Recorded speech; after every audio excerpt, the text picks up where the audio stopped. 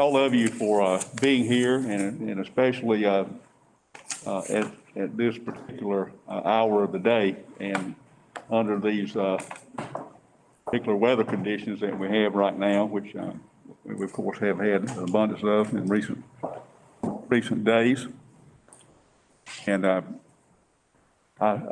certainly appreciate the effort and the progress that as a neophyte to this process, I feel confident and that we are moving in the right direction, and all of you have made very valuable contributions to what we've done.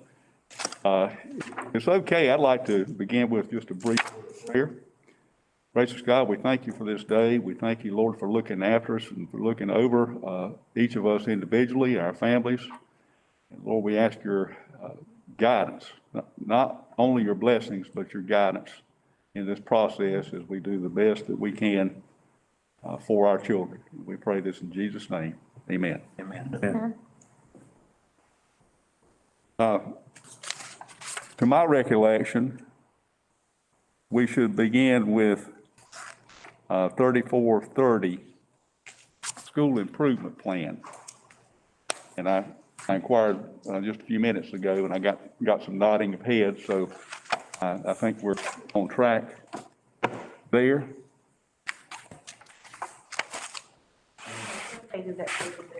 This is page 1 of 8. Okay. On 3430 School Improvement Plan. Thank you. And there is a lot of space and direction, and I think well placed direction for the development of the school improvement plan. The policy before us speaks to that very intrinsically, and we would be well to be advised with what has been provided for us here, but we do need to review it, and we have an opportunity to tailor it to our specific school system. That's what this whole process is about. And begins with capital letter A, principles, and that's the other principles. But then the next word is principals, which obviously is the chief officer of each of the schools, and it includes not all of, but possibly the primary staff that are charged with the development of the school improvement plan, responsible for designing and implementing strategies to the educational goals of the board.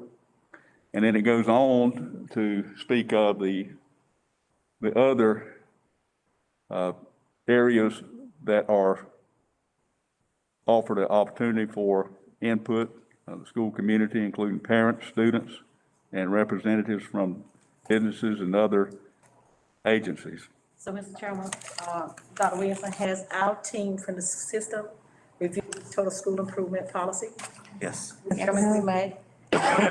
And what you all are recommending, what's here, do we need to change anything?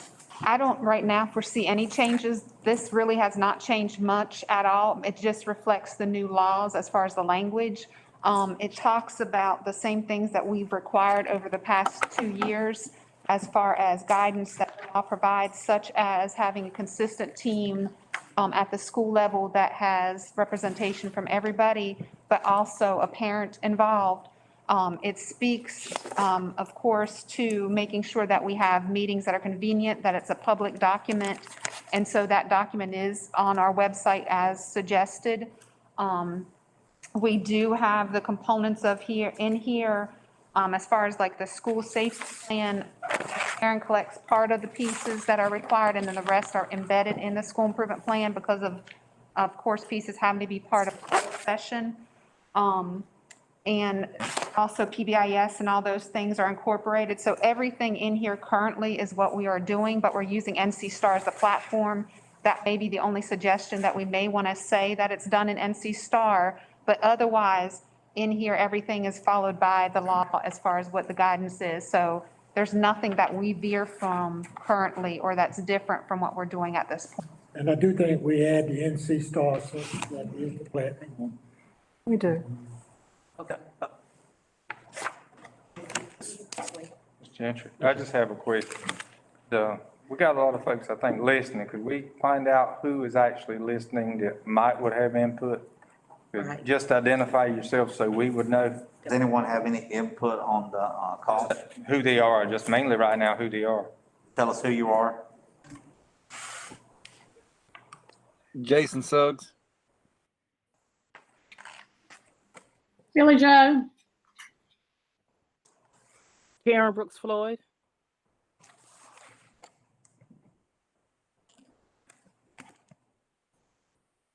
Okay, well, thank you all for being with us in this meeting. Did any of you all have any suggestions that may have been missed out of here?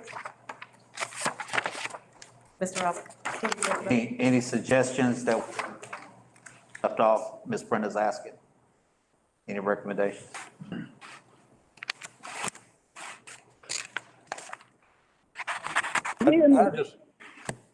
Yes, This is Linda Emanuel. Can you hear me?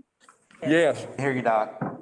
Okay, there's one statement I want to make and then a recommendation to add to that statement. And I've talked with Robert and maybe a couple more, and this has always been standard. There's a simple procedure called selection election process where the school improvement members are rotated as required by law. I do not believe that procedure that we have students on it. They may want to review it. It's not in the policy, but it's just a procedure to make sure that all representatives like assistants and the social workers or whatever is assigned on that team or voted on that team every 2-year span. But I do not believe that students are on that. So they may want to check it and see if it's been updated to that. Are they on that selection election process? That might be something they want to check. It may be on there and I just don't know it. Are you And it's a asking, I'm sorry, go ahead.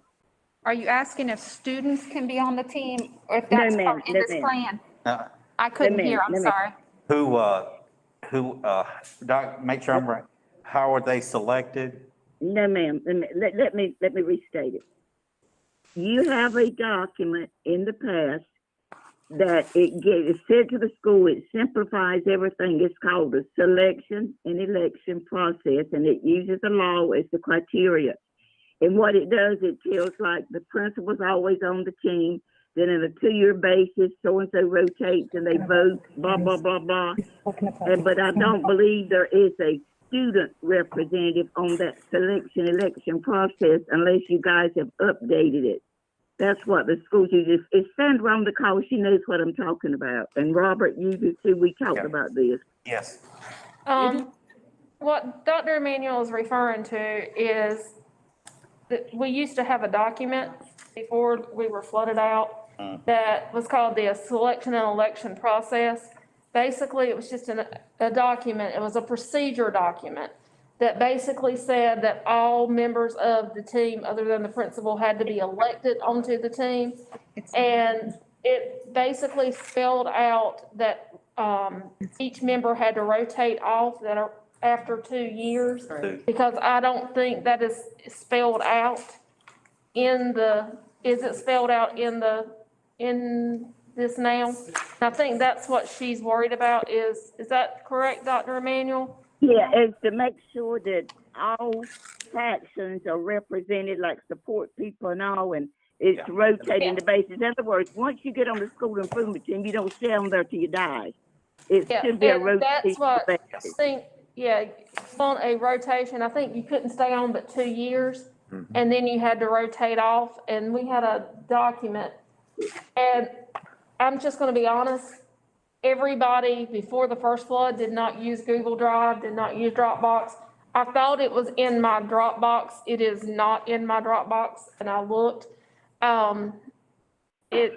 We cannot find it anywhere. We've looked everywhere for that document, procedure document, and we cannot find it. We're kind of hoping that somebody has a hard copy somewhere of that. There's They another probably addition, do. there's an additional. We still have some principals looking for it, so. Well, there's an additional document the state put out that's the guidance for the school improvement plan. That's what we share with them every year that talks about how you have to elect and Right. rotate the people. So that is shared with the principals every year at the training when we do it. And so there's a whole guidebook that they have copies of. It lists and states that in that guidebook. I understand the guidebook and it's updated every year. I understand that, but what it was a simplified process. And I'm not saying we got to have it, but it was just simply a one pager. And it was very helpful to the principals that they could look and say, well, this year, these 2 years, Miss X was on it. We need to try to elect another person and let Miss Y on it. You see what I'm saying? I'm not saying that it's required, but it was something that simplified the law and the schools followed it. But I don't know, maybe it will come up. And you're right, there's a guidebook published every year. But this was just something simple for the schools. It was a process. It was not policy. Basically, it was just a one-sheeter that outlined it so that you wouldn't have somebody on there for 2 years that listed how many years the person had served so that they would not serve for more than 2 years. And it can be simply recreated. I remember what most of it looked like if we want to do something like that again. My recommendation would be that we incorporate that into our policy. As a procedure. Right, and that we go ahead on and approve the policy with that recommendation added to it. Right, so let me ask again, states clear in the process that we have to sign off on, that we started our process, so that document is really not necessary. Exactly, yeah. What the state is saying now, Yeah, so we have that one document. that document, Not necessary. And Dr. Williamson, Dr. Emanuel, each year we do go over that guidance. We do guide them through that process. We do remind them. Also, what we've been very cognizant of in this process is that previously parents of school members, parents that were school employees, served on that team, and that is not permissible. So as we've moved through the process the past few years, we've made sure that we're meeting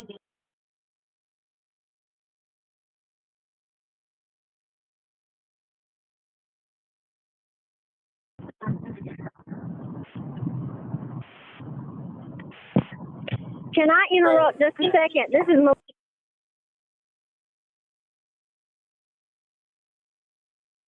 This and then go from Let there. Mr. Craig speak, and then you can, please. The first paragraph on page 1 of this 3430, it's including all these folks you're talking about. It's just not giving how long or nothing like that, but it's including all the people we're talking about, and it's in the policy. Right. So it's got it covered minus the, The rotation. years, which is something that you did do at the school. To make sure you didn't have somebody sitting on there for 5 years in a row, Right. whatever the case might be. And I think there's a fine line here between policy and procedure. We get over into some procedural matters that are, we have other documents that actually cover those procedures. That was actually a policy, though, is what she's talking about. That's all, but it's incorporated in here, as Dr. Emanuel said. again, I think we made reference to. Right. Correct. That covers everything. Covers it. So, Mr. Chairman, because Dwayne, I would need a second on this one. I make the motion that we go ahead and approve this report to the board, Okay. the entire policy. Well, what we've been doing is going through each title or each section of the policy and Well, before what we don't do for the sake of time, we ask the committee, and the committee be reviewed, and then like Dr. Emanuel and the board member input, and then we move it forth to the entire board, and that gives an opportunity to look at the rest of it, should we left anything out. right. Well, and my understanding is that's what we're doing Oh, I right said, the school improvement is what I'm talking about. now. Okay. I'm speaking of that one on the school improvement. Okay. Are there any other comments, questions, viewpoints on the school improvement theme, school improvement plan section before we move on? I will agree with Mrs. Thurby. I think the staff, they do a wonderful job. We've not had any problems with the school improvement process all the years that I've been working with them, so they know what they're doing. That's right. Thank you. So that's what we're moving forward. Okay. If there are no further questions on school improvement plan, we will move on to 3450 rankings.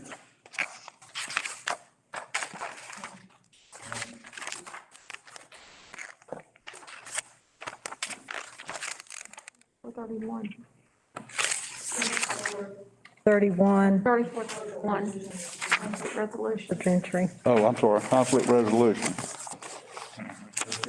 Create and maintain a safe and orderly, inviting environment. Students must have the skills to resolve conflicts in nonviolent ways.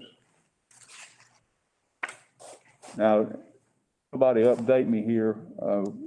We used to have, and I'm assuming we still do, have such a team in place at each school to resolve conflicts with the students. It's a team that has both students and staff members.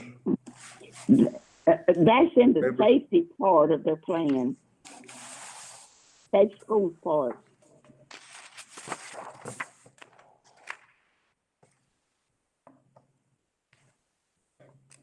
Okay. Well, are there any comments or suggestions on 3431, conflict resolution? It appears to be straightforward. That's what I see of it. Okay. I make the motion to move forward. Noted. Thank you. All right, moving on to 3450 then.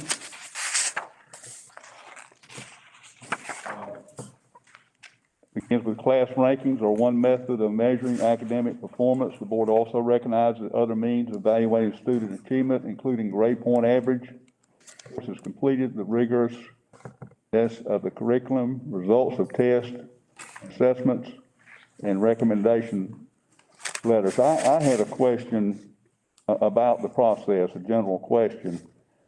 And that question is, how will all of the conditions that the pandemic has brought upon us affect this process? Now that we are, we're back in school, we have approximately, 60, how many school days do we have left? Around 60, somewhere in that neighborhood? 42. 40, one grading period with 2 days into our final grading period, so it's probably about 43. Well, Okay, 3 days. they've been online and receiving grades and been receiving instruction. I don't see how it would change it, in my opinion. Well, and thank you, but that was my question. Would there be any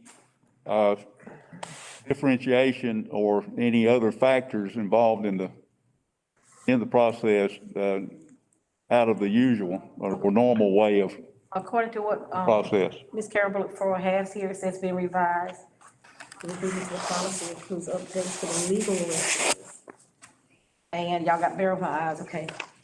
In minor editorial changes, language about business selection has been revised for clarity.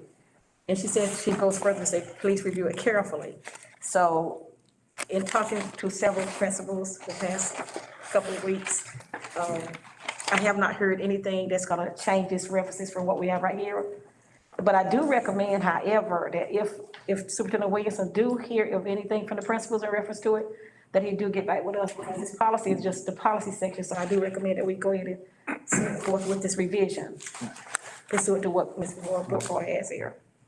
Ms. Freeman shared with me an update on 3450. Okay, Ms. Freeman. It needs to happen because the real issue, if we were still selecting valedictorian, salutatorian, that might present a problem. Okay. Because we're not doing that. Mr. Jenkins, to answer your question, I don't think we'll have an issue Okay. in terms of that, but Sheriff, so And if you would look at the policy 3450, the fourth yellow highlighted paragraph down, Okay. it is around the second sentence, bear with me as well with my eyes, but if you'll notice, you see the words valedictorian and salutatorian that's in there. Based upon my understanding, this policy should reflect a change that occurred previously, and that language should be removed from that policy, because we no longer actually acknowledge salutatorian and valedictorian, if I am correct. can you share the language with us, please? Yeah, the way it was, the proposed changes was beginning with the graduating class of 2016, 2017, the honor of valedictorian and salutatorian will no longer be used at graduation ceremonies. The following honor recognition shall be used, and then it goes down and it lists summa cum laude with the highest honor, 3.75 and above, with unlimited number of students, magna cum laude with the great honor, 3.50 to 3.749, limited number of students, and cum laude with honor, 3.25 to 3.4499, with unlimited number of students. That was the proposed recommendation that occurred back in 2015, if I am correct. And it's been revised. You are correct. Yeah, it's been a few years. Yeah, it's been revised. Again, I was not aware of that. Thank you for that information. All that out. I have a question about the percentages, begin with I'm looking at the second paragraph in yellow. There will be a minimum of 12 marshals, and the number of marshals will not exceed 5% of the number of students in the senior class. If you have a senior class, that when we do have some that are 300 or so, Lumberton High being one, then the 5% is going to exceed the 12 marshals, the number 12. I mean, if you do the math, the 5% of, I'm just throwing a number out at 300. And I understand the word minimum, but it says there will be a minimum of 12 marshals, and the number of marshals will not exceed a maximum of 5% of the number of students in the senior class. And I mean, somebody may set me straight here, but it just seems to me there's a little bit of a conflict. It's been the practice and it's worked really well with our senior classes because it's 5% of the student graduation population. It doesn't go beyond that, which is good. But if they have had more in the past, 10 no graduations. It's really worked well in the past. I've been to 22 of them. Well, 23, not 20, yeah, 23. Mr. Gentry, if I may, the reason that we did this some time back was, say, when we had our smaller high schools, like say South Robinson got 12 marshals, so did Lumberton. So, you know, you had that big difference in class sizes. So now everybody gets a minimum of 12 or a maximum of 5% of your senior class. Right. So say everybody's gonna get 12, but let's say Lumberton has a graduating class of 500. Right. They're now gonna get 25. Right. So what they said, they wanted it to be kind of representative of that class size.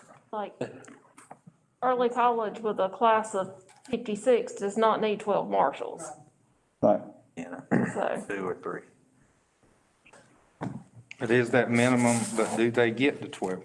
Because the way this is worded, they're doing 12. Yeah. The minimum, Yeah, they get, everybody's gonna get at least 12, 12. the way this is worded. Yeah. yeah. Everybody's getting 12, and then you go to that 5%. Then you go, so if you have so if you have a class, what would that be? 300 and some odd. If you're in the mid threes or 300 and above, you're gonna get to the 5%. It works good. Once it goes past that threshold of 12, your percentage goes up to 5%. Yes. I'll go with 5. They've been reading it wrong.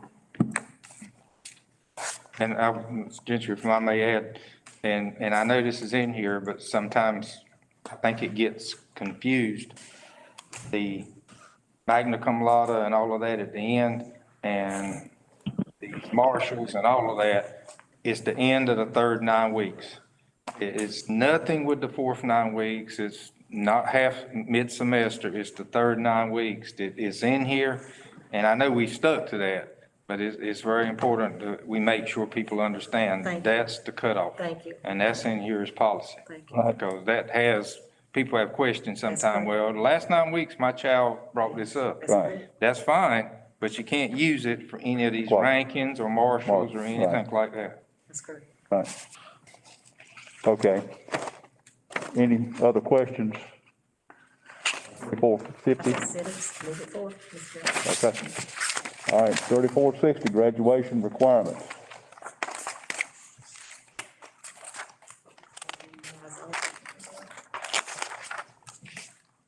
What is that? I have a question to ask Mr. Bobby before you get into it, Mr. Chair, if you would. Yes, ma'am. Go ahead. Mr. Bobby, you mentioned to me in a discussion that the state board was looking at maybe letting systems lower the graduation requirement because of the pandemic. Have you heard anything else about that? Not since last school year. The bare minimum, I think, is the 22, and there has been a lot of discussion, and I think that may be part of the discussion that's coming up, is we've always stood at 28.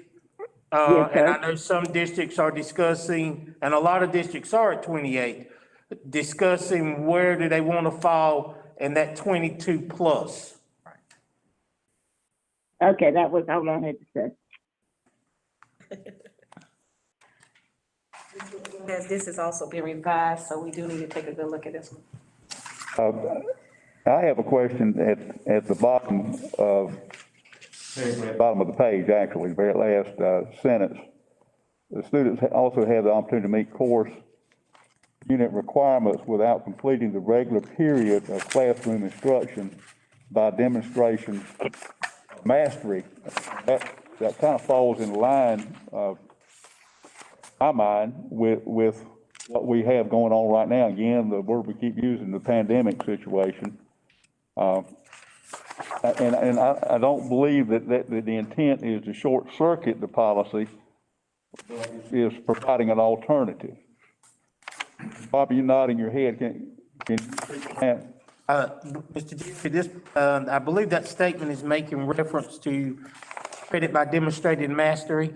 And what the state came in 4 or 5 years ago and said if a kid does not want to take a particular course, then we must we must have a set of procedures for that kid to prove that they have mastered all the content in that course.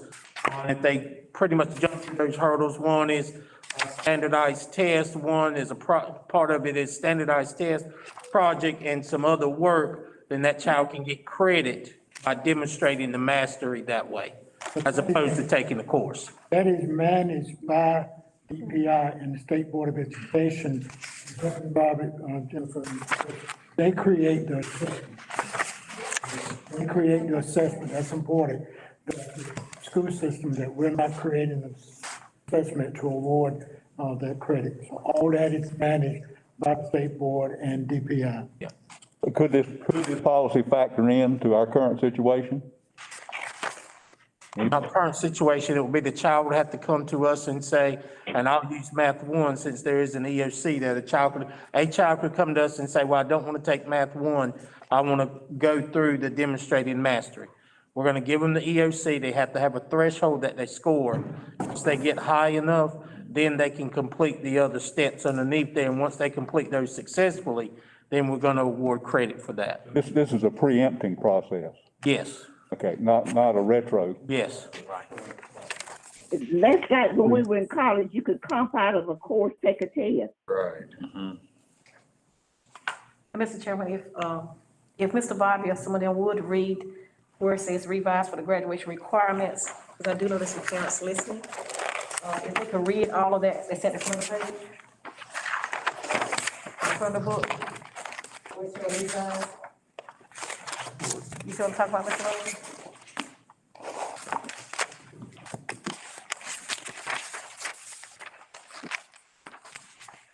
It's on page 8.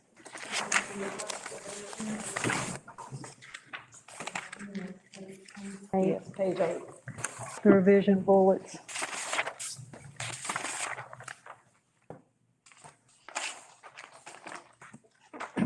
Are you on 3460, Ms. Brenda? 3460, but she's got in the front of it, what's been revised.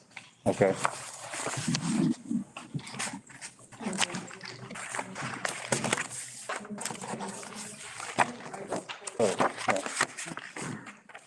Thank you. I think it need to be read out, so one of you all read it out. So some parents are listening. Okay, maybe not my number to call. See it? In the introduction, the reference to local requirements has been removed and the requirement for successful completion of CPR instruction has been added.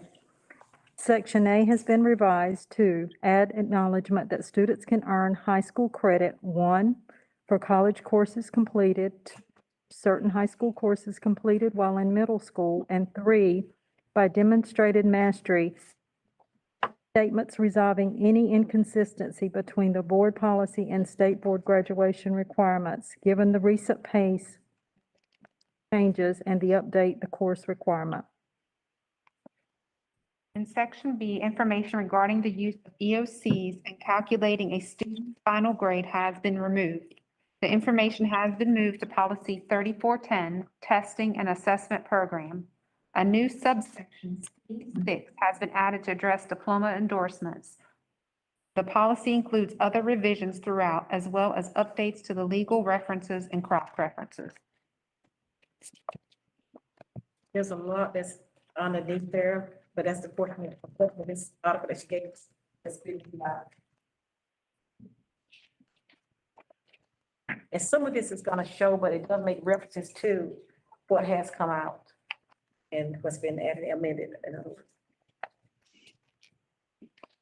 Okay. So noted. Yeah.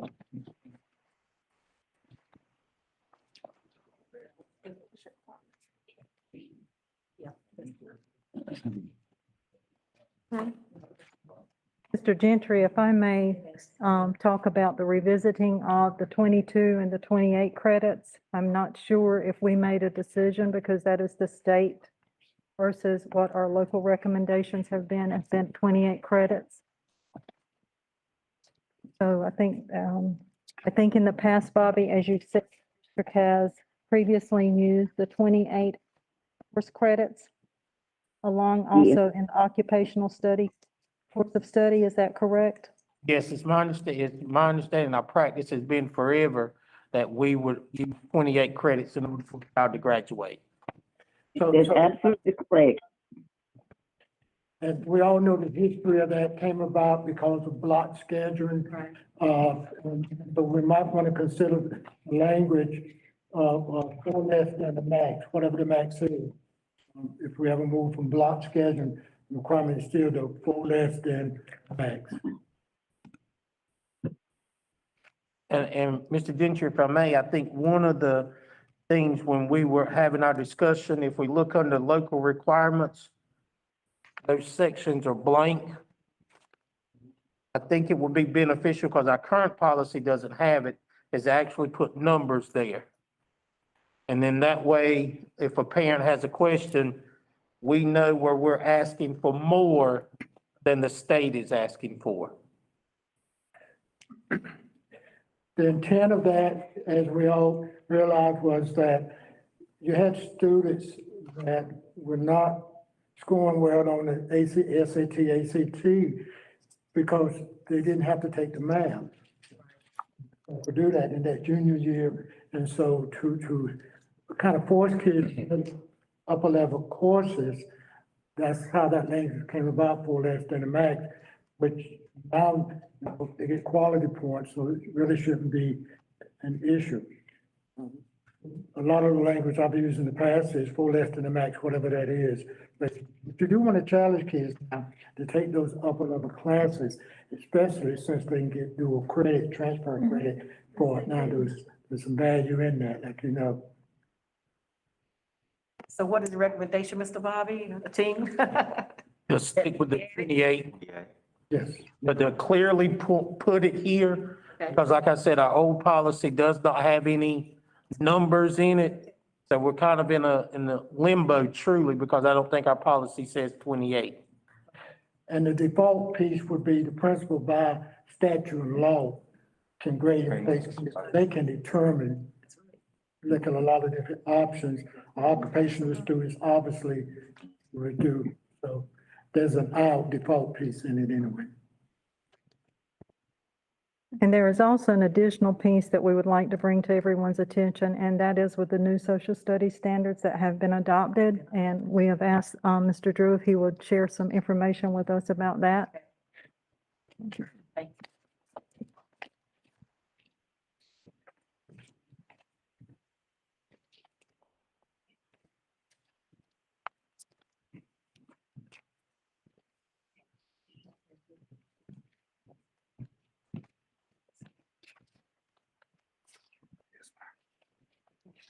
Yes. And I will be very brief.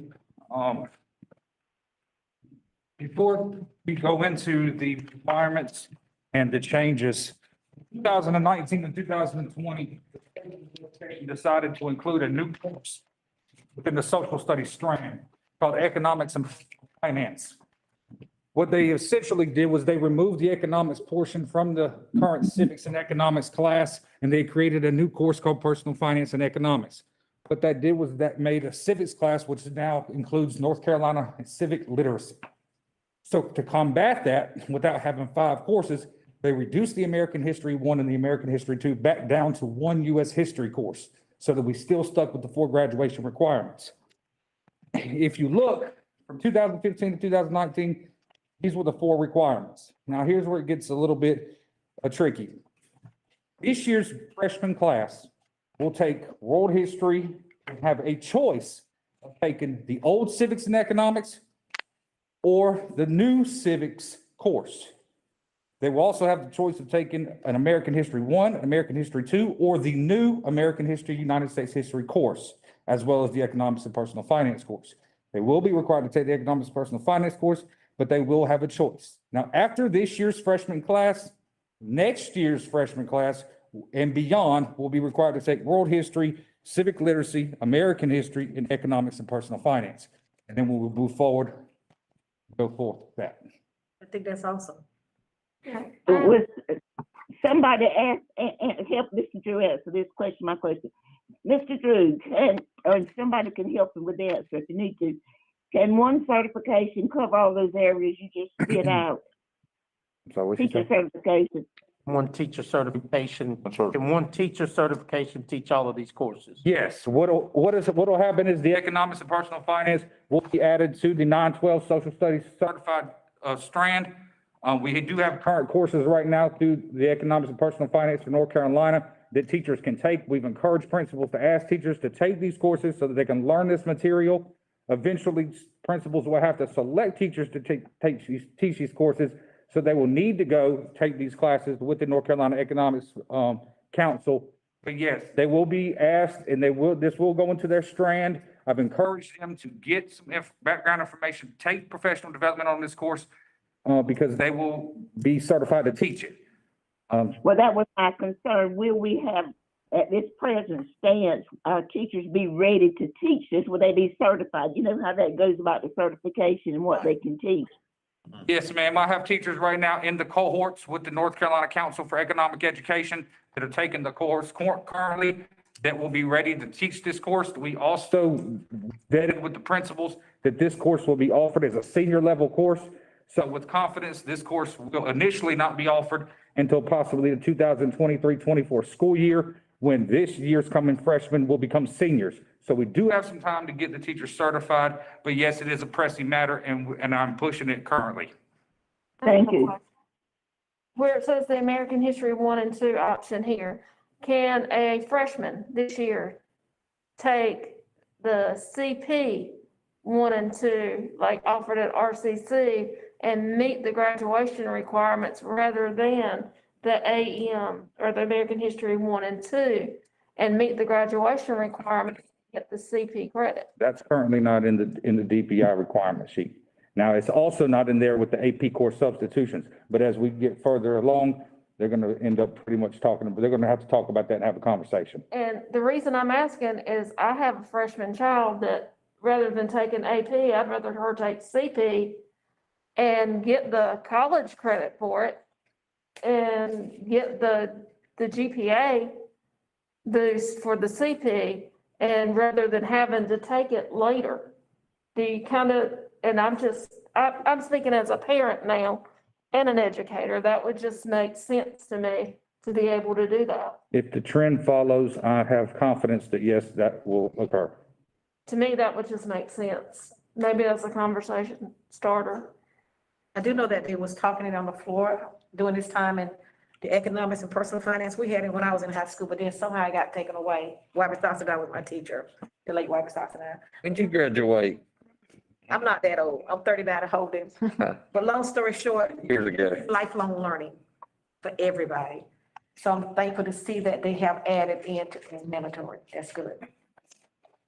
Mr. Drew, are American History 1 and American History 2 delineated by years and Yes, from yeah, colonization up to yes. and then the Civil War beyond? It's pre-colonial up till Reconstruction, and then after Reconstruction, it goes to current year 2000 and actually to the Donald Trump presidency. Okay, so as this states, any one of these American history courses is a full unit of credit. That is correct. But could a student take American History 2 and before or not taking? And I'm glad you brought that up. One of the concerns I have had privately that I've voiced is that technically a freshman this year can take American History 1 and they don't have to take American History 2. Or they can take American History 2 and never have learned about the Civil War. I am encouraging the principals to lean toward the new American history because that gives us 2 years. Because this freshman class who's taking world history, they'll take civics next year. So that would give them to their junior year. That would give them over a year and a half to prepare for this American history course, which we can. And I have more confidence in that because then they get the full component of American history versus having to choose one or the other. Right.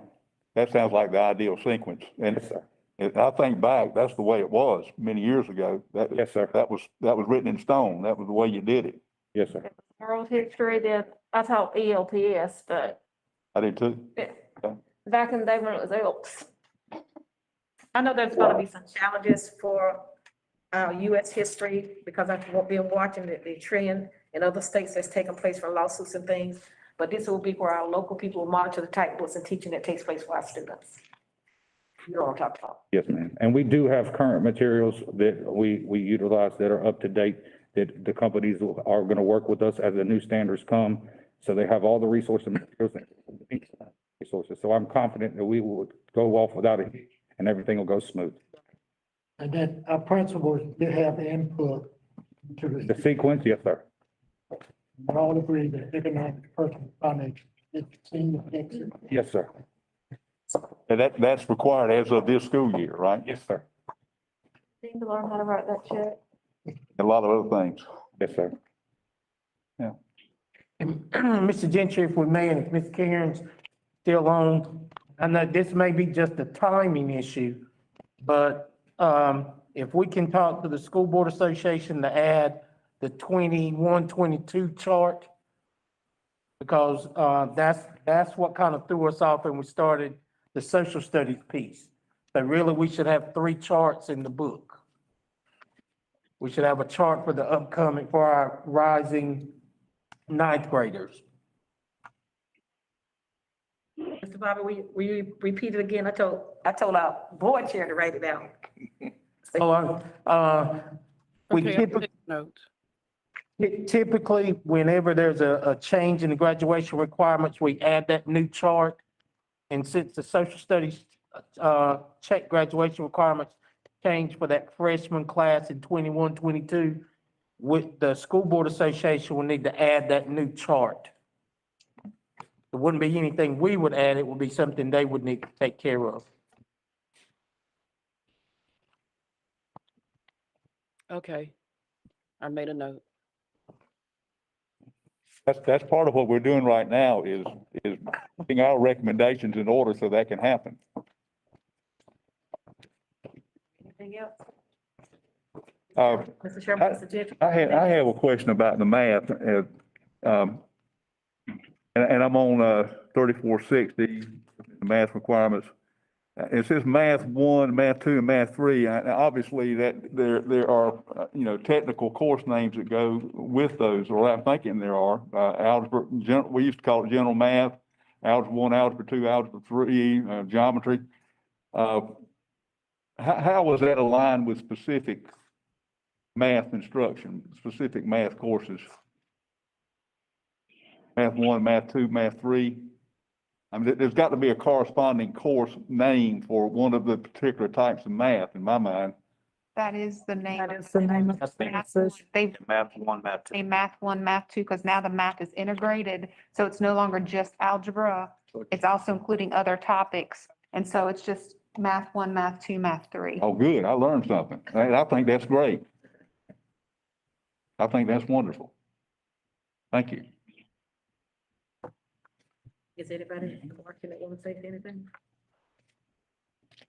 Does anyone that's participating virtually like to add anything to the curriculum discussion? Okay, hearing none. We'll move on.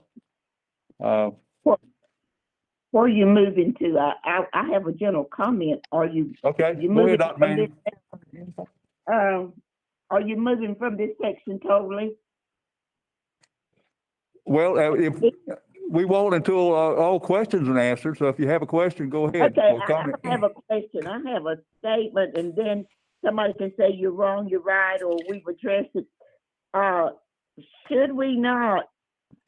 We have at times put limits on students that take online courses other than the regular day, and that's not even in the policy. So I guess my thing would be, if a child is capable, I don't think we should put limits on the number of online courses they take other than their regular day, if the child is capable. Now, maybe Bobby knows some law or something that I don't know, because there are limits put on children who want to take some courses online. Like the real students who advance.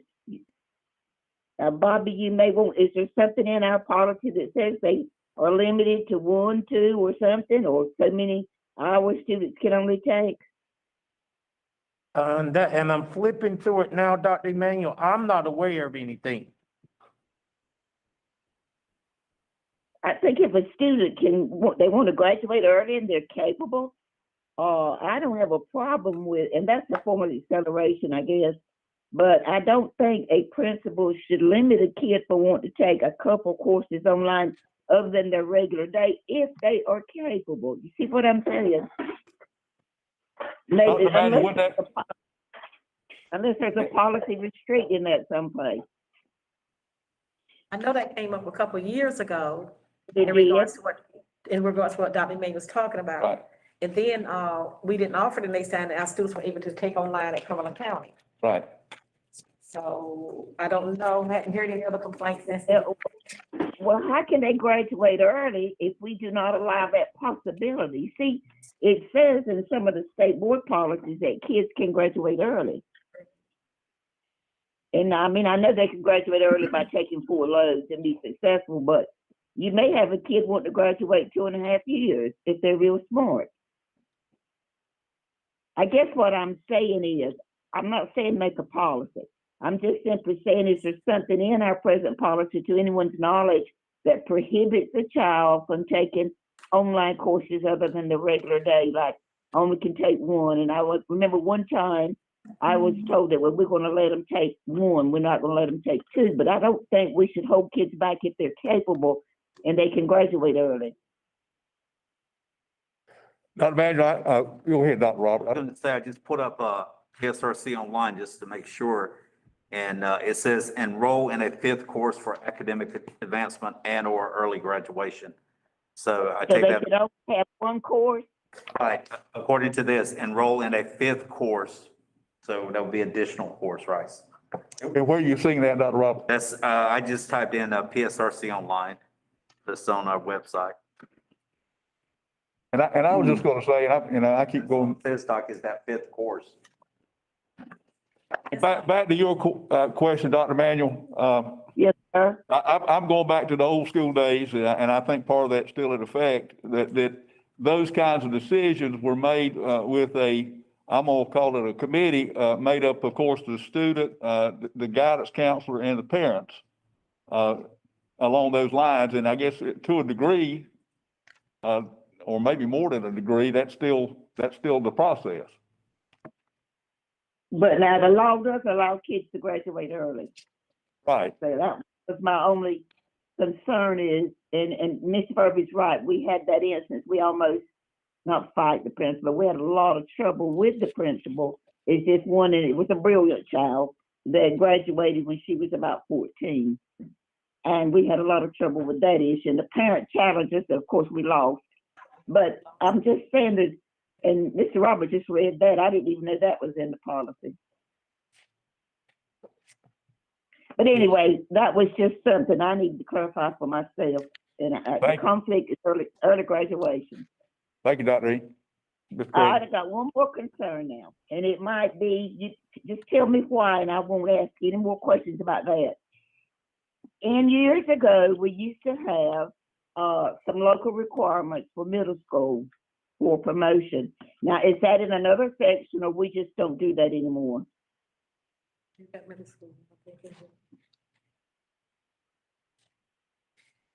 They were local requirements, they were not state. For To middle be school. promoted from middle school to high school, is that what you're asking? No, sir, from grade to grade in middle school. Oh, grade to grade. Yes, sir. We used to years ago, you had to pass 3 of the basic, like reading, math, science, social studies. I'm just saying, do we not do that anymore? And I'm fine if we don't. I'm just saying, is that just something people don't do anymore? It's put in local standards in for middle school. It used to be, old. It's not in policy. I'm trying to skim read Dr. Emmanuel, but I know it used to be years ago. Yes, ma'am. Definitely did. I would say, if I may, if we could get an answer to that, but it definitely used to be in middle school. I mean, there was like, if it was math or whatever, certain things you had to pass. But that needs to be looked at, to me, if we could clarify it. And going back to what Dr. Manuel was saying about the taking the extra courses. Now, what Dr. said, I take that to mean you can take one. Well, now, I'm not gonna say you could take 3 extra or 4 extra, but there needs to be some leeway or something down to me, so we're consistent throughout the county. If you come up and have these children wanting to take these courses, I don't think it needs to put on the principal to say, well, you can't do it here, but you can do it here. Some way we could get a determination that we wouldn't be put in here tonight, but we get some clarification on that. That was what it was then, Mr. And that's where we had this issue a few years ago. And what We did. Mr. Gentry referred back to was, it was left then to the principal, the parent, and the guidance counselor of that child. Right. Because we did have, and that was a major issue, like Dr. said, we lost. I think over the last few years, because of dual credit courses with community college has really made that opportunity available more so than it's ever been. And part of that discussion was, should we allow high school kids to register in those community college courses for dual credit? And I just think that's a non-conversation now, but absolutely. As long as it's dual credit with intent of early graduation. So I think we've grown a lot in that area. I thought that was already in place. Yeah. And that gets back to what Dr. Evans, I think along the lines you were speaking of a few minutes ago.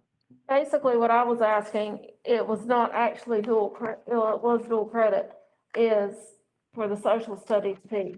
And you have to have that reciprocity agreement there, that this is going to take the place of that course.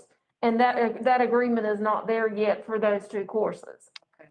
So like American History 1 and 2, that is in this piece right here, right now, you can't take these 2 courses to replace the graduation requirement. that's not in place yet. It's my hope by the time she takes the founding principles of civics and economics next year, that that will be in place so that she can take those CP courses. That's my hope, so that she can do that. But that's kind of what I was talking about, so she can do that dual enrollment and get those CP credits, because that's plus college that I have to pay for. Gotcha. Robert Heflin, that they've done a lot of crosswalk work on those courses that they do get credit. And then to do a credit part of that is that if we can't count for core credit, then you pick up that elective. Either way, though, it accelerates the graduation process. Very good. But I was going to say on our FAQ under online courses or online course, it talks about, the principal, based on school administration approval, a student can take an online course during one of the daily 4 periods. So they can take an additional class to get credit. And let's see. And a student may take an online course as a 5th course each semester. That's sort of contrary to what the state's saying, though. I agree with what the superintendent said, though, that this is a different day and time, and Right. kids are graduating early. That's our program, right? That's PSRC online? Online, yeah. Dr. Robin, let me make sure I understand. Four courses plus an online courses. Yeah. For online, for PSRC online classes. That's for our PSR. That's our online classes. That's not NCVPS, that is not, CCP. C or anything, that's just our PSRC only. Because dual enrollment is awesome.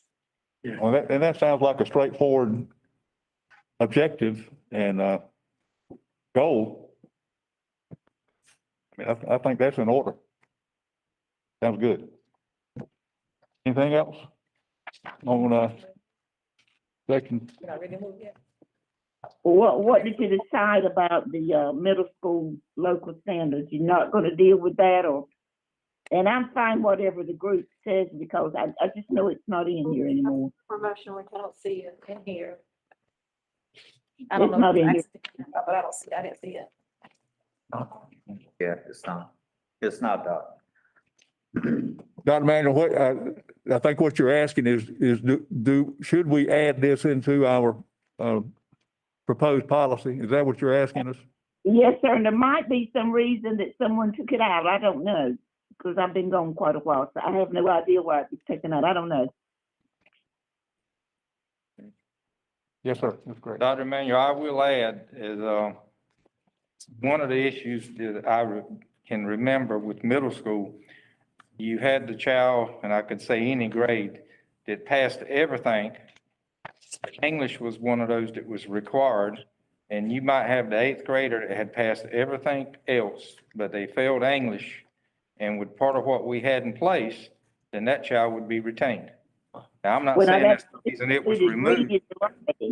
English was not separated, it was all language arts. Mhm. But It was not separated. well, I'm saying language arts or English, if you Yeah. failed English at one time and passed everything else, you could be retained at the middle school level, if I'm not mistaken. Yeah. I'm not saying that's the reason it was taken out, but that was one of the things that we You're had to right. do. But there was a statement at the bottom that the final decision is up to the discretion of the principal. That Oh, was yeah, at the that bottom. was there. But anyway, I'm fine either way. I just didn't know the reason it was taken out. Maybe I just missed a part of my life someplace. I think it's worth looking into because of a couple of phone calls I got today with the one I sent it for. But it is worth looking into. Well, and I was thinking along those same lines, Ms. Bredna, and Dr. Manning, that's an excellent question that maybe we need to do some additional research on that, just make sure that we're in compliance with any state Right. policies or procedures. We'll pull that old policy or practice, whatever applies, review it, and bring you a recommendation. Thank you. Thank you, Dr. Weems. Thank you. And Dr. Manning. Yes, Stick it sir. with that, Dr. Manning. Thank you. Yeah, thank you. They call it easy. Okay, Can I just, one more clarification yes, before ma'am. you move on? And Okay. this is about what we discussed last week. I'm wondering if Mr. Robert and his committee, they did something with about that demotion. Did they ever come up with a statement maybe they want to share before we move on?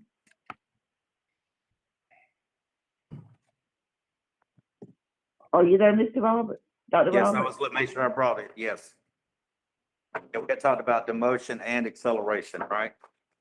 Yes, sir. Yes, sir. Dr. Burnett and the team, we talked about it yesterday, and we wordsmith, and this is the latest statement that we have. So we would like, input. Public schools of Robeson County prohibit students from being demoted once they have been promoted, period. That covers it. That's perfect. Public schools of Robeson County prohibit students from being demoted once they have been promoted, period. I agree with that 1,000. Is that okay with the team committee? So that's what we have, Dr. Manuel. So that's already in our policy, right? No, Has to be added. no, Yeah, because that's a long way. that was a procedure. Okay. Remember from our last discussion? Right. It needs to be added to policy because that term prohibit is strong and it needs to be in there to me. Now, Robert, you're keeping a record of what we need to make Yes. our actions here. You're keeping a record of that, Ms. editing as necessary? Ms. Karen, Okay, both are. thank you. Okay, any other? Robert, we did research and we cannot find another LEA or any LEA that has a policy or practice, That correct? is correct. The curriculum folks, as was myself, we did our research. We could not find, we even made personal phone calls to colleagues that we knew, and not one LEA in this state. We could not, they said they never heard of such, demoted students once they've been promoted, so. It happened here twice. Yeah. But we want to make sure that doesn't happen again. Absolutely. That's a very good point, very important point. You make that policy. And we had not either, Mr. Robert, until that happened. We had. Okay, let's move on if we can. Mr. Gentry, if I may, Ms. Karen, did you capture the recommendation where it's local requirements in the policy, that we put that in the policy as well in the columns?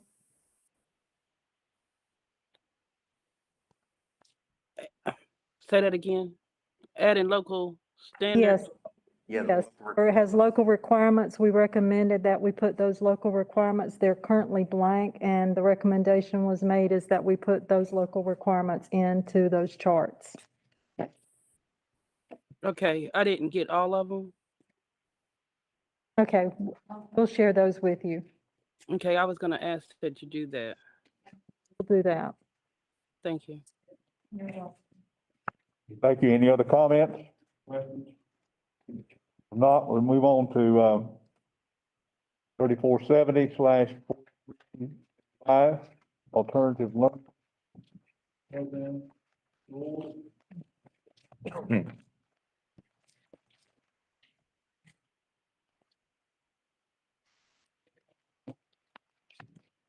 A lot of that was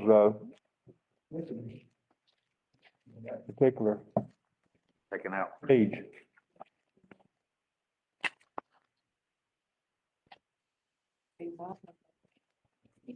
Currently, we do have S, LAP. Am I correct? Other remediation or alternative programs that we currently have? CIS wouldn't be ours, that's Just, lab, just lab, Just LAP. lab's the only one. just lab. Yeah, CIS is a charter school. You have, at each school, they have alternative, they have tutoring, they have in-school suspension. There's a gamut of alternative learning situations.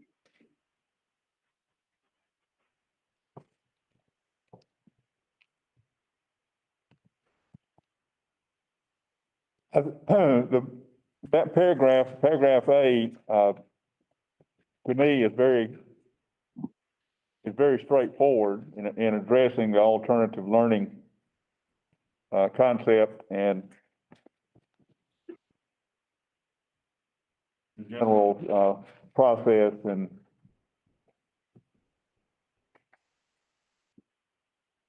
what that's all about. I think though that one thing that we have to convey, and it's more so to our high school principals, alternative learning programs is a state requirement, and it is not an option. You have to have an alternative learning program for students. And sometimes that in the past, some of them may forget, but you do have to offer an alternative for students who are struggling, be it behavior, emotionally, socially, or whatever. And this is where we've had trouble with the LAP program in the past, that it could have saved some more children. If you notice enrollment by each high school, that students who attend the LAP, you have a couple of high schools just don't use it. And I'm hoping our superintendent will have a little influence on those principals to show them that this program is about children who are at risk. And it depends, your philosophy shouldn't determine you not sending children there to get help. I agree. It is an alternative to dropping out and long-term suspension. Absolutely. Yes, sir. Yes, sir. Some of the parents and going out to a relocation board school that shared with me, they pulled their children out was because of the distance. At the career center, it was more, less driving for them, particularly those who had to go to work. But we do need to make certain that we stay on top of this program because it's an awesome program and we've graduated numerous students and gentleman that graduated from there is a medical doctor right now. He was saved through that program. But his mom pulled the other sibling out because she said, okay. Yeah, all of our seniors graduated last year from there, so. Excellent program. We just had less attendance there, that's. So we've got numerous students we've got to really salvage this time. Parents already talking about it. I can see that LAP ballooning this because of the pandemic. And allegedly, we have some students that have just lost the interest on the online and school in general. So I can see more students that if we ever do get back in school fully or in school not partially, that enrollment should be ballooning at LAP. Because one time we had gotten up to 141 this year, but we're back down to like 90. It's in the 90s now. Yeah.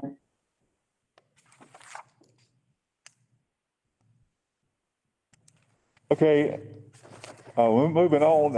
I'm looking at page 2 of 9 under 3470/4305, and there is comprehensive steps for the basis of transfer, and I'm looking at and A through E.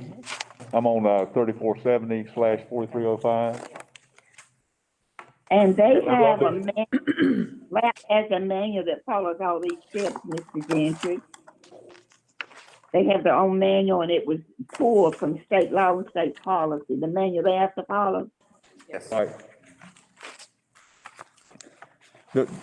Do we have are we required, I'll put it that way, to have a process where a DIP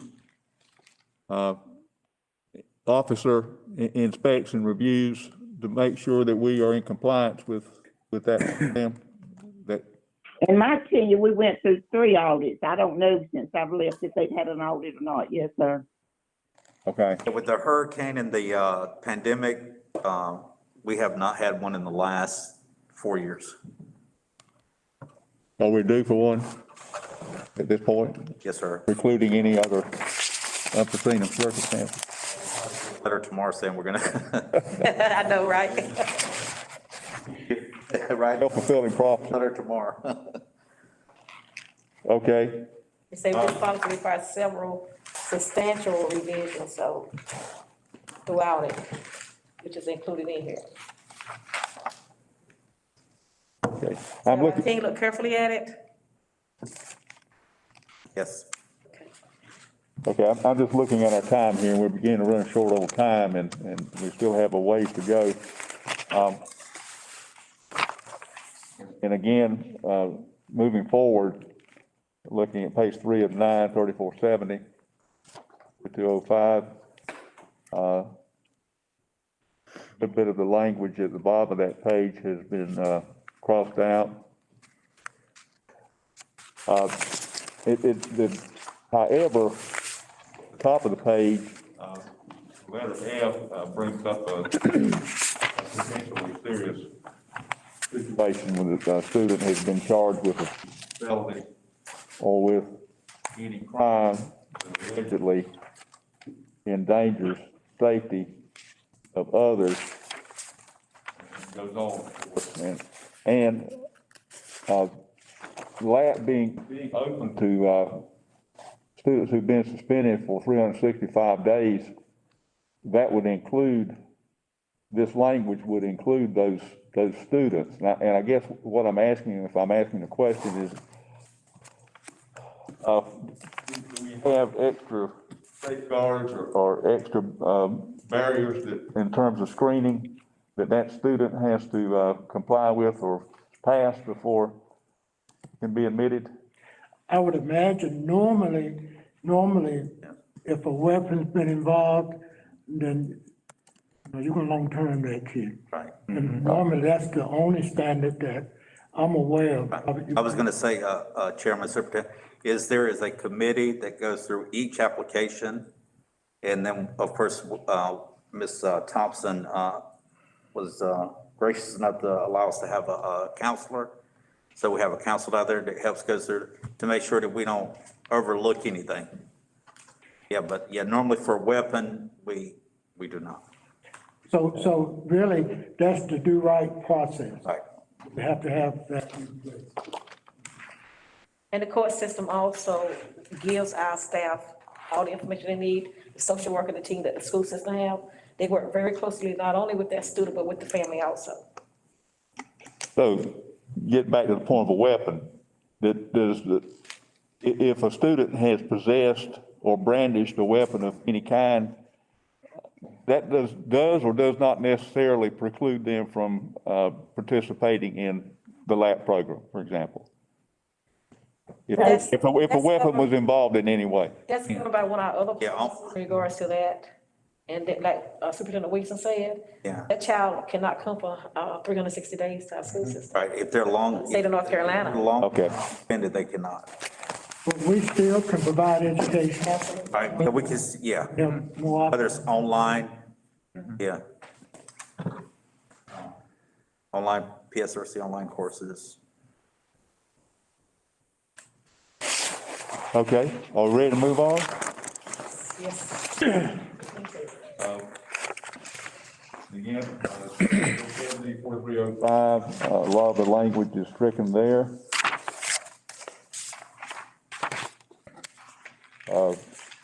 A and B, or A addresses long-term suspension, which we would just discuss.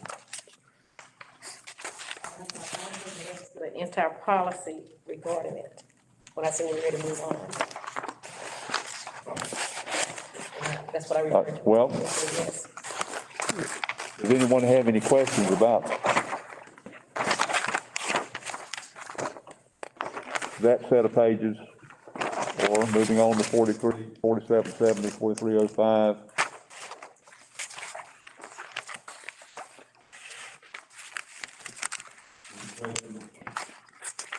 That's there.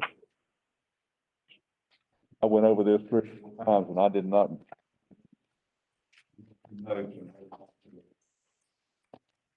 Questions. Well, I do have one though. At the top of page 6 of 9. Is subject GS, and I won't read the whole thing. You can click on to an alternate school. The student must be supervised by school personnel at all times.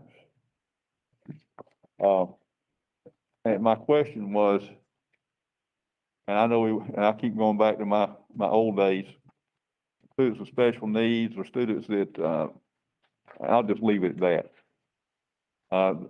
there was this organization that had, specific individuals that shadowed that student all day long. Is that still around or is it gone? Y'all know what I'm talking about? You talking about like a one-on-one? Yeah, one shadowing. Nowhere like it was. Yeah, there might be some of it. I don't. Yeah, they used to have 5 or 6 in the school in one day. It's not like it was. It became a babysitting service. Oh, yeah. So it was cut out. It was. I don't know. Yeah. Mr. Gentry, this question is for the superintendent, anybody else that wants to help us. Ms. Furby is on the grievance committee and I am as well. When does that grievance committee adjust? Let's say I've been suspended 365 days, and I know there's a committee at the board that does this. What role does that grievance committee play? What's the purpose of it? Now, in other words, if a student has a weapon, I totally agree with the super, they shouldn't come back anyplace. But let's just say I've been aggravating and I've been suspended 365 days and I want to come to lab. What purpose is the grievance committee? I need clarification on what our role is. Dr. E, if I may, since they seem to love to put me on it for some reason for the several years. One of the things where we had complaints where principals had not made the parent aware, but they could challenge their decisions regarding it. And some students were not receiving educational daily instructions. So that became a problem they ended up challenging it, bringing it to the full board for us to have a hearing with certain attorneys, throughout Yes, ma'am. our tenure. You remember that? And that was the process that we had to go through, because if things did not take place as it should have, the purpose of the grievance committee was to look into what took place, particularly when they came with their lawyers. Oh, okay. Thank you. But Dr. Mann, just for clarification, schools cannot suspend for 365. That can only come from the superintendent. Schools cannot suspend for the rest of the year. I mean, what normally happens is we normally have like a unwritten rule, like if a kid gets in 2 fights, we recommend long-term, or, the thing with Palmer drug, they recommend long-term, but the only person that can suspend more than 10 days is the superintendent. Right. Yeah. But oftentimes the process wasn't followed properly like it should have been, and that's what the grievance ended up doing. So clarify me with the grievance committee, is that an ad hoc committee that's appointed as needed? It's just like I don't know. It's just one of the. we just don't. When you come to the grievance committee, that means something did not take place that should have taken place. That's all. Protocol wasn't followed, or parents did not. A parent can disagree with the decision of the committee for the board for the student principal, and then they come to the central office committee that's designated by the superintendent, or they can elect to come to the full board from the beginning. We pray that it be taken care of with the site school baseball. Amen. Okay. Moving on, and we come to another page that has a lot of stricken lines and sections. 34, I'm on page 8 of 9, 3470 to 4305. And in fact, there are 2 entirely stricken. So we can have to move on to 3510. One. This has to do with the title is religious-based exemption from school programs. And that appears to be very straightforward in my mind. Well, it's what's expected, what's required.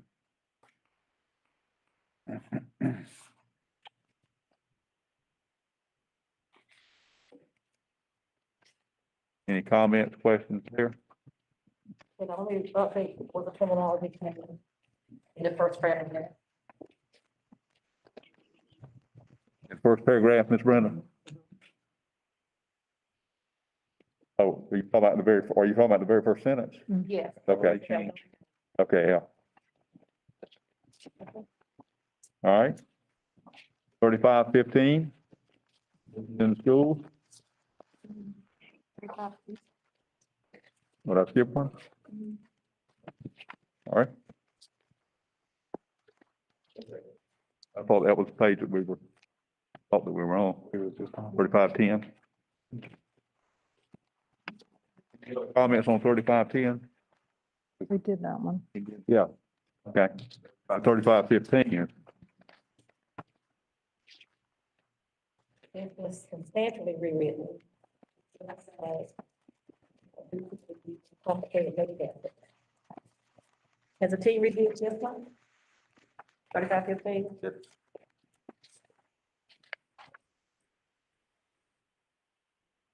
I read this several times myself, and it seemed to address all of the potential points that could come up. Okay, hearing none, we'll move on. So again, Yes. any religious courses that we teach as history. Right. That's correct. Not with intent to recruit to that, only as history. That's Correct.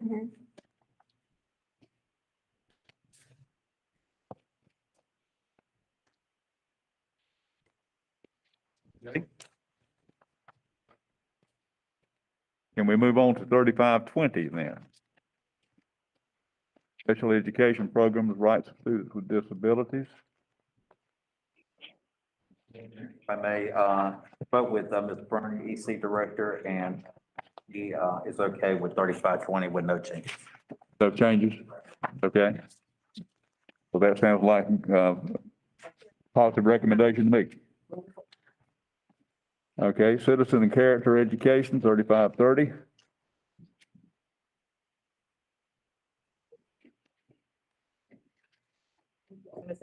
And editorial changes to improve clarity and compulsory mirroring. So has the team looked at this, Mr. Robert? Yes, and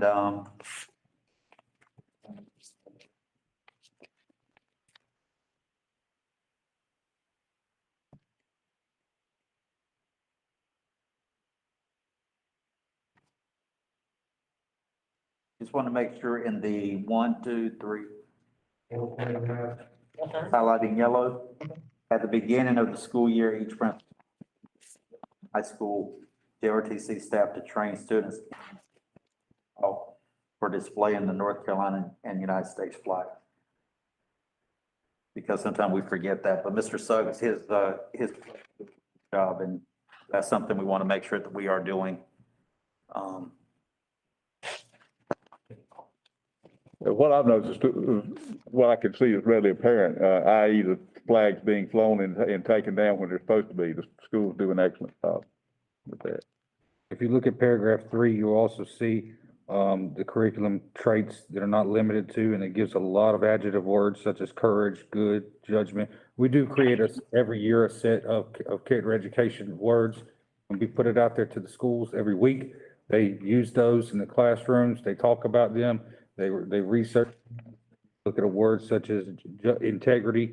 You know, they use activities and examples of what that word means and why that's important. And they're doing that each week with a different word. So we're applying that all the way from kindergarten to 12th grade. Excellent, excellent. Thank you.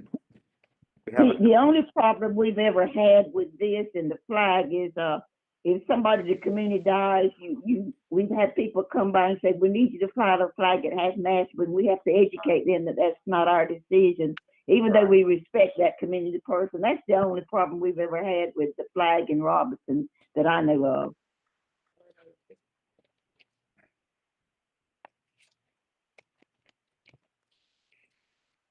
Okay. Moving on.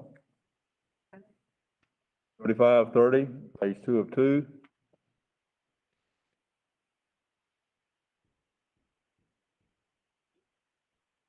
And it refers to the commemoration of particular federal holidays, of those.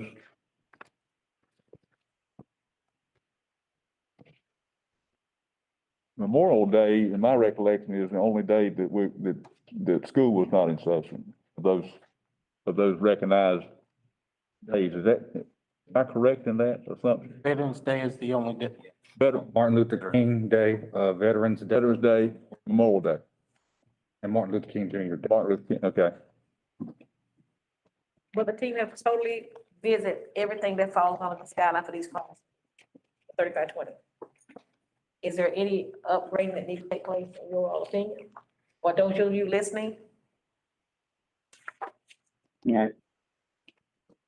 recommend we move forward? Okay, well, looking up, just thought we, Well, I was just gonna ask Bobby, so really Veterans Day is the only day we cannot move, that we have to celebrate that holiday On that, day, any other Yes, we can. November the 11th. On the 11th. November the 11th is the only day we cannot have school. okay. Yeah. All right, moving on, Comprehensive Health Education, 3540, 1 or 2.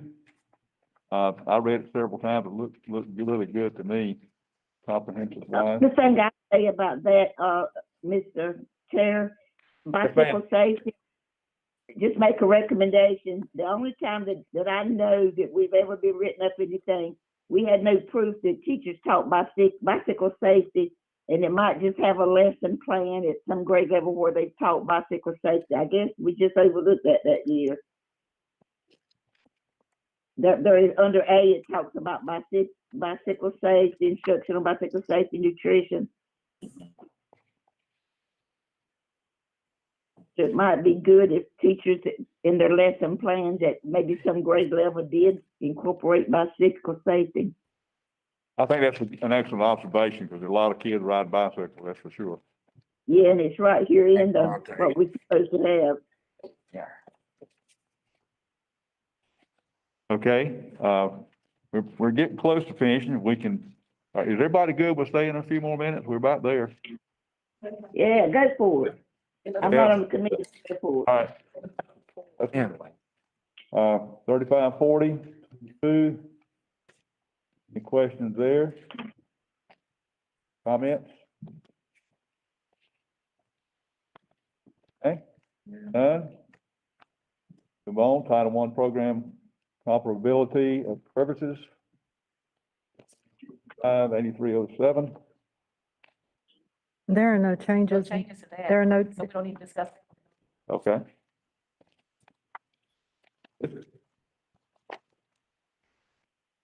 Okay. So am I hearing correctly that we can move on to 3610 then? Counseling program? did we do 3565 Okay, I'm sorry. with the Title I compatibility? There are no changes that we would recommend. There's been consultation between myself, Erica, and Dr. Carr, and this is the process we follow. The only thing that would be changed would have been the wording. They're from coordinator to director. We do comparability tests as it's listed. Define comparability testing for me, please. Comparability testing with Title I, the main test for whether we're supplanting or whether we're supplementing is the comparability test. The comparability test is when we look at our schools and we compare the instructional staff to the student ratio. And we define instructional staff at the district level. And that does include all certified staff. That is comparability. And so we make sure that all schools, based on their size, whether they be a small size or a large size, we make sure that the staffing ratio to the student ratio is comparable. If not, we have to revisit that. And that is the main test to justify that we are not supplanting with Title I funding. Thank you. That makes it clear for me. Thank you. Was somebody about to say something? Dr. Manuel? No, she hit it. I'm just wondering for the group if they know, not us, if they know what supplanting is, if we have somebody out there listening, what is supplanting? Supplanting is, for example, when we have a school, and I'll give the example, the easiest way that I know to do. School A has 35 teacher allotments. However, the district has supported them with 34 with the state funding, but we could still have an additional state allotment there, meaning 35. If Title I goes in there and they add to the 35th slot using Title I federal funds, then we've supplanted. because we've had allotments up for the state for 35 positions. So when we get 35 positions for teacher allotment or all certified staff in that building, we have to use all state funds to make that happen. Then and only then can we come in and use Title I. In other words, Title I is the icing on the cake. Title I is always supplemental. Mm-hmm. Okay, thank you for that. Yeah.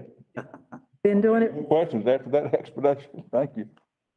I want to be like her when I grow up. On the ball.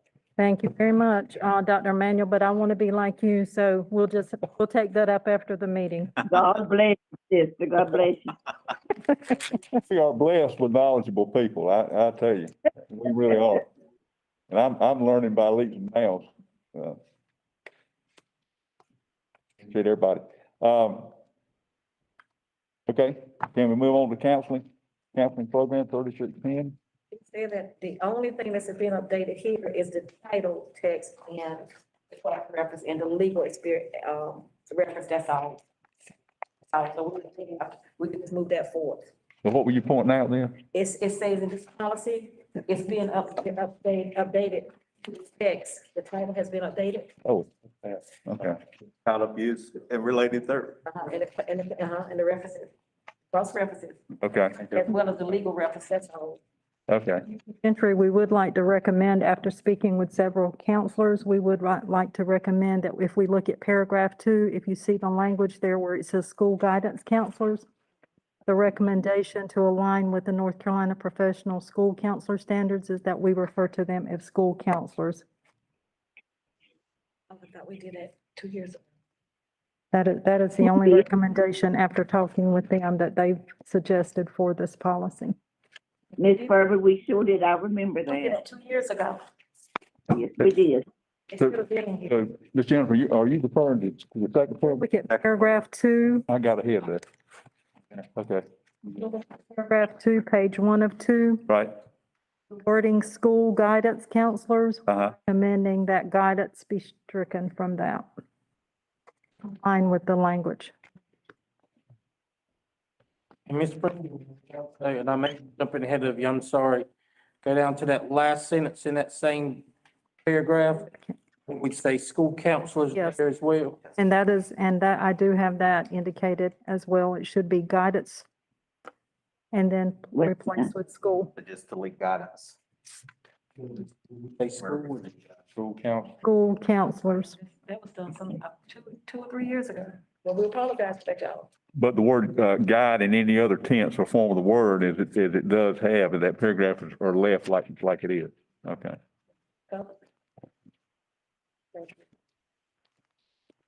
Excellent, excellent. Okay, and for 3610 is a continuation of that on page 2 of 2. So moving on to 3620, extracurricular activities and student organizations.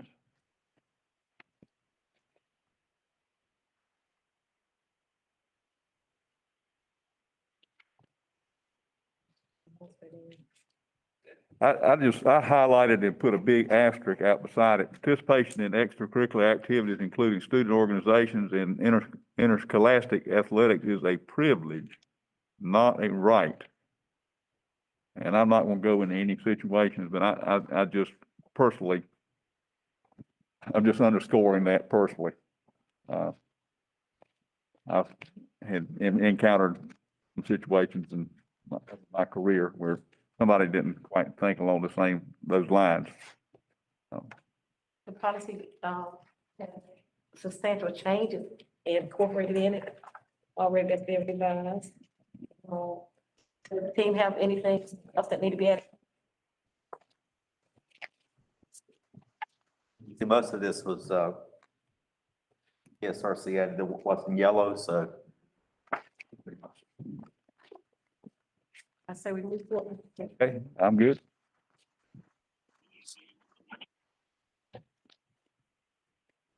Okay, well, if if everybody's good with everything that's in yellow, and Dr. Robert just pointed out, to me, that's very straightforward.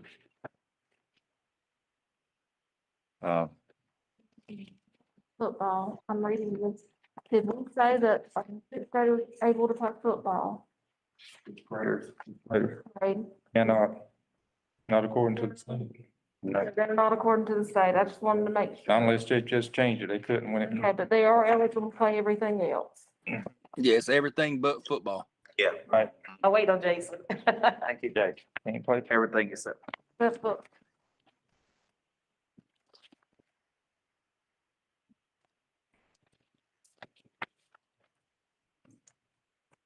Okay, any other, issues or concerns about that whole section? And and to me, if they really crossed the T's and dotted the I's with an all, can we move on to the final section? The only thing I would say, just briefly, is, and sometimes you can't avoid it, I wish principals would make every effort, I'm not saying they wouldn't, to be inclusive with students. I know sometimes you pick up the paper and you look at the student council, or you look at the Beta Club officers, or you look at XYZ, and you see all of one flavor. It would be so nice, and I'm not saying that they're not, if principals would be conscious of this. How can I be more inclusive if I can? And I'm not saying it's going to happen with sports every time, but there are other instances when you can work towards some kind of inclusivity to include children that are different from each other. That's just a comment. It shouldn't be in a policy. Well, I agree, Dr. Manuel, and, it gets to a matter of ethics and equal and fair treatment. And, it just is something that's perhaps not written black and white, but it's, you know, that covers, that issue is covered in this policy. It may not spell it out exactly that way, but I was satisfied I totally agree. Mm-hmm. So that seems to be covered in the spirit of this policy, this Yes. particular section. Yes, sir. Okay, well, that brings us to the very last, let's see, am I missing something? We're 36, where we're at? 36. 36? Okay, that is the last page here. I was looking back at 3620. Okay, 3640, student voter registration and pre-registration. It said this policy has been revised to upgrade what the current is. It seems to me that there has been an emphasis on that in recent, I've been retired a number of years now, but it seemed like there has been an additional emphasis on getting students Yeah, registered to vote. yeah, Mr. Davis and his department, Thank you for that. I have seen we evidence of. drives at all the high schools last year. We have voter registration drives at all the high schools during the primaries and during the presidential elections for this year, as well as local elections. Yeah, We had some good turnout. yeah. Even even the ones that weren't students, had a 52-year-old veteran who'd never registered before. Registered at the high school. It was good to see the middle school practicing it. Yes, ma'am. That was really good. And again, that has been out there in the news, so thank you for your work in that. Okay. Question, I'm sorry. Do we address policy 3400 degrees? No, we did not, sir. We did previously, but I believe we need to go back and reference that as well. Dr. Williamson, why did you thank you for what you're doing on that. But I will ask this, I know it's nothing in here in policy, but next year, I think our schools need to be mindful. There's no campaigning on our campus. Absolutely. I think that needs to be reiterated. There's no campaigning by people in any office That's correct. on the school campus. That has been, if I'm not mistaken, a policy, I'm gonna say probably of the state, or I know it's been local. Sometimes it really hasn't been followed like it should be, but shouldn't be campaigning. You know, now they might have an election on the day. It could be some places are voting sites. As far as people going out and campaigning in the school. Yeah, Or placing flyers and. yeah, anything like that. It's recommended we're running. We stay away from doing school hours, period. Careful. We have to be very careful with that one. It has to be careful too with somebody coming on campus with somebody's sign on their car. That's the That's same correct. thing as campus. That's correct. I had to change vehicles. Yeah, As we reference, sorry. yeah, go ahead. I'm finished. As we reference 3,400, we would like to insert, I think this occurred previously, following statement. State Board of Education has implemented a 10-point scale beginning with the 2015-16 school year. GCS L004, the Public Schools of Robeson County Board of Education shall require that grades 3 through 8 use the same 10-point scale referenced above. This goes on to say, as of 12/08/2015, the floor for the grading scale is 50%. These policies will not have an impact on grades K2. I plead my ignorance. Where are you reading from? We found this earlier when we were working through it as a committee. We found this, that this was previously actually voted upon, if I'm correct, Bobby? Yes. Back in 2015. Should be in 2015, if I'm not mistaken. 2015, But it was. But it's not in something we have in before. Yeah. No, do not have that. That is the language we found earlier when we went back and actually Oh, did some okay, work. I got you. Good job, I got you. 34. Yes, it's 3,400, the grading scale. That would be incorporated into that policy. Excellent, thank you.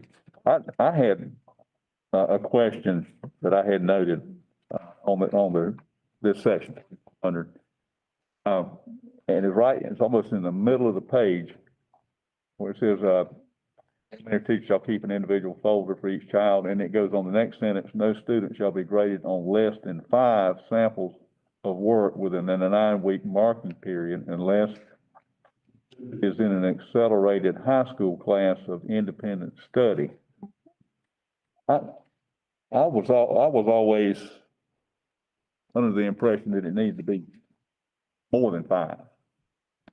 To determine if you're determining a 9 weeks grade, and if I'm reading, and correct me if I'm reading this wrong, but I was thinking it needed to be more than 5 samples. Does anybody agree, disagree? Have any thoughts on that? It's always been no less than 5, and I've never seen any case in dispute with 5. It's always been 25, 30. I've never seen just 5. Maybe I've just. No,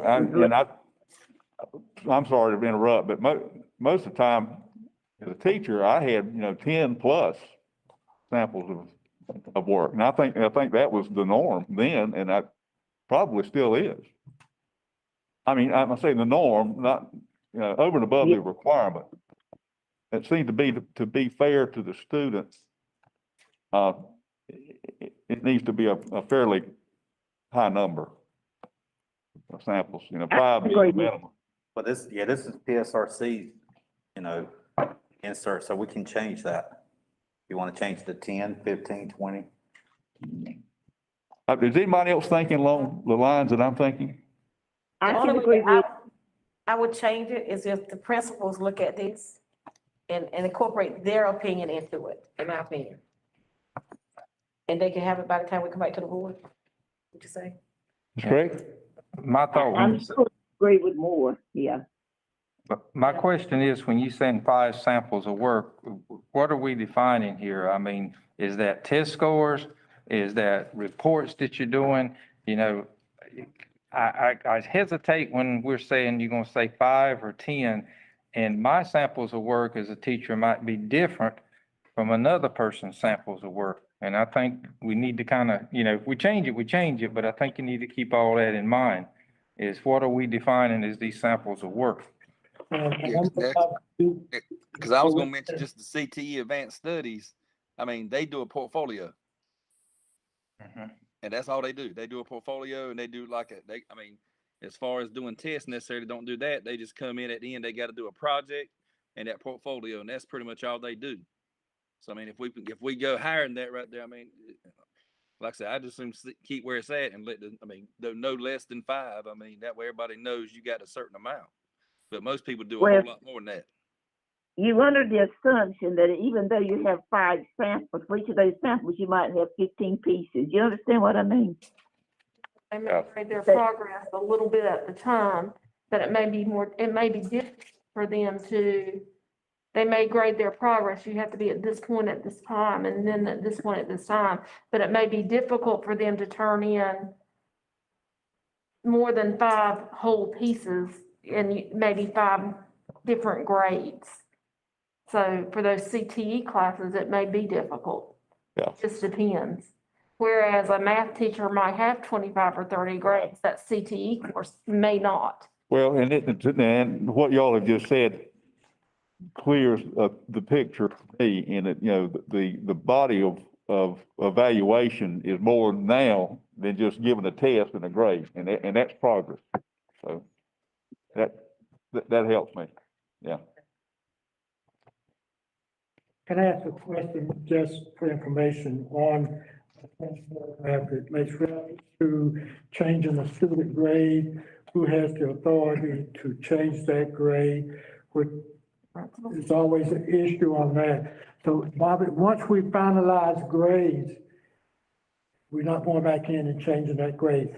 We can always give it incomplete, but once we go in and we finalize that grade, that's it. That should be it. Yes, sir. Let me ask this. Look at the last sentence, second last paragraph. On the evaluation of student progress. Principal has the right to change the student's grade, but should not do so without teacher's consent, except in the most extenuating circumstances. So now, if the principal can grade and classify in this case, if I'm gonna go here and change the grade, is that saying the teacher has to agree with me, or am I misreading that? No, No. the principal has the final say. Okay. And most administrators get in trouble changing grades because they go in and change historical grades. Right. Oh, yes. But if I'm gonna come here and change a grade, and I'm just saying this so people know, if I'm gonna come here and change a grade, then Mr. Gentry's the teacher, I'm gonna go have a conversation with Mr. Gentry and say, look, I think we need to do this and I have the authority, I'm gonna do it. Does Mr. Gentry have to agree with me as that teacher? The way this is worded, I'm taking, the way this is worded, I'm taking he almost has to agree with me. Now, I might be taking it wrong. That's why I'm asking y'all to tell me. Am I taking that wrong? The way it's worded. I think because when you say under extenuating circumstances, that's so subjective, that could, you might think it's extenuating circumstance, I might not. So that's subjective. So, I agree. I understand where you're coming from. The principal in the past the teacher did not have to agree with the principal because in certain cases where the student did have the information, the teacher did not accept it. So the principal laid it out and showed it and overruled what it said based on what they had, which is that extenuating circumstance. Because we're dealing with. It can kick in because principals have statutory authority to do that. Right. And whatever's worded here, the grading classifier is gonna trump it. That's all I just want to make sure. That way, but it does. Might need to clean that up. It does need to be cleaned up, but yeah. That's the only way to The clean it up. wording, And one caution I think that stopped a lot of grade changes, when you go in and change a grade with our new system, it's like a fingerprint. That we can trace over it, you know who changed the grade. So it's like a fingerprint. I mean, and that's why I don't think you have a lot of grade changing. You can't have, if a counselor goes in and changes the grade, that's her fingerprint though. You can trace it or whomever. So I think principals are cautious of that. They don't do a lot of that, I don't think. That's right. That's right. And then, Mr. Gentry, if I may, and forgive me, I don't know the exact state board policy, but there is a new state board policy that comes into effect next year that will limit some of that historical changing grades. It's kind of like when that transcript's there, that transcript's there.